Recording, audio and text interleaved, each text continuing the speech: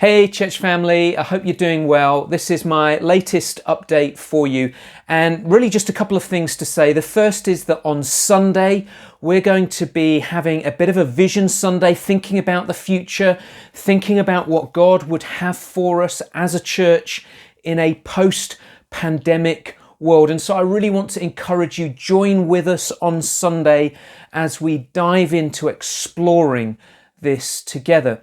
The second thing I'd love us to look at together is just a few verses from Psalm 67. This is a wonderful psalm, and I believe that this psalm will really help us together to start to explore and prayerfully consider what life in a post-pandemic world can look like for us as a church family. So let's dive in now and read Psalm 67 together. The psalmist says this: "May God be gracious to us and bless us, and make his face shine on us, so that your ways may be known on earth, your salvation among all nations.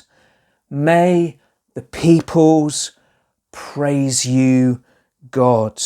May all the peoples praise you. May the nations be glad and sing for joy, for you rule the peoples with equity and guide the nations of the earth. May the peoples praise you, God. May all the peoples praise you. The land yields its harvest. God our God blesses us. May God bless us so that all the ends of the earth will fear him." As we look at this psalm, particularly in verse 1, we see how the psalmist is crying out for a life of God dependency, a life of God enabling, and a life of God resourcing. This is a wonderful prayer of the heart of the psalmist, looking to God and saying, God, I need you. I need your help. I need your resources. I need your enabling. But here's the key. Why is the psalmist praying in such an earnest way to God? The psalmist is praying this way because there's a greater picture, a greater mission that is burning in the heart of the psalmist. And the mission is this: God, this is really not just about me. This is not about resourcing my life so that my life will be good and prosperous. No, God, I want you to resource me, and I want you to enable me, and I want you to empower me so that the nations will know you, so that mission will happen.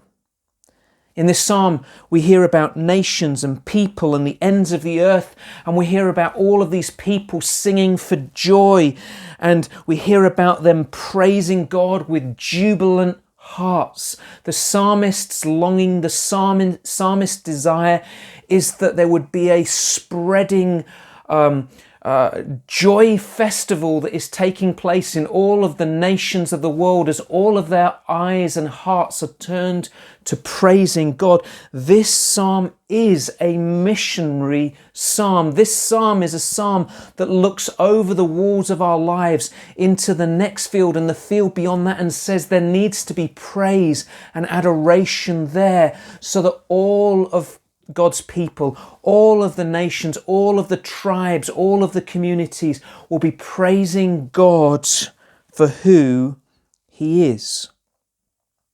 So here's my question for you.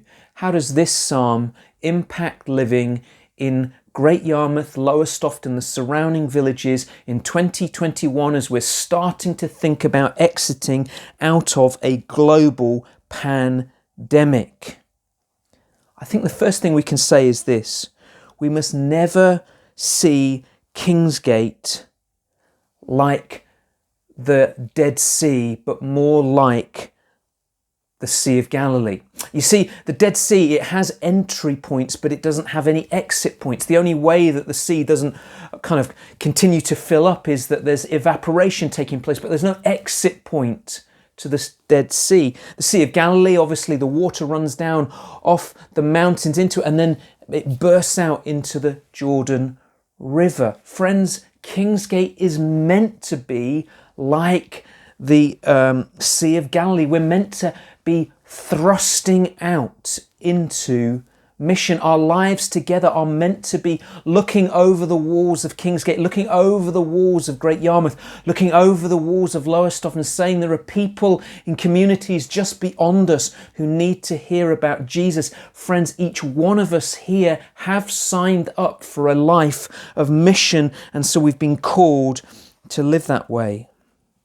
The second thing I want to say to you is this, that the borders of Great Yarmouth, the borders of Lowestoft are a too smaller thing for us.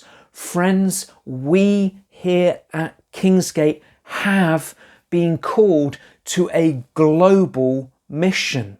Now, for some of us, that global mission will be meaning being involved in the next neighbourhood from us, caring for people in the next neighbourhood, maybe being involved in the hot food hub. It might be being involved down in Lowestoft or in one of the villages nearby. But for others of us, God is stirring in our hearts something to maybe go to another town in Norfolk or another town in Suffolk. For others of us still, it might mean another town or a city in the UK. For others of us, it will mean getting on planes and traveling to other nations. God has called us to be a people of mission. And here's the key. Why? Because when the Spirit fell upon the people on the day of Pentecost, it was that the whole world would be filled with Jesus worshippers. And we've got a part in that to play. Friends, let us never restrict the borders of the mission of Kingsgate to Great Yarmouth and maybe a bit of Lowestoft. No, God's called us to be playing our part in His global mission.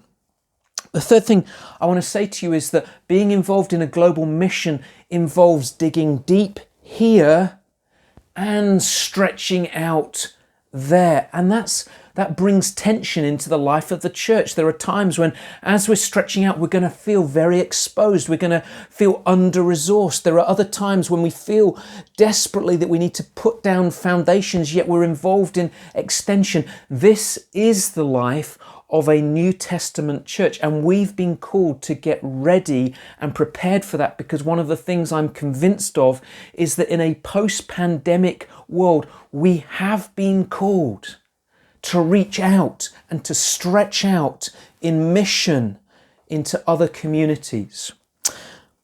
The next thing I'd say is that starting on Tuesday, we have a Pray for the Broads initiative, and really it's a 10-week block of time when people are going to be gathering on Zoom to pray for the Broads area. Friends, this is our first small baby step in this direction. We're looking out and seeing many towns and hamlets and villages in the Broads area that have very little gospel witness. And one of the questions that we're going to be asking ourselves and then praying about in those prayer evenings is, God, do we as a church have a part to play in seeing the Broads re-evangelized with the gospel of Jesus Christ? And if so, what is our part? And so I want to encourage you, would you pray for those prayer meetings? We want to hear from God. We want to know His will. We want people to be gathering so that we can step faithfully into whatever God calls us to over this coming season.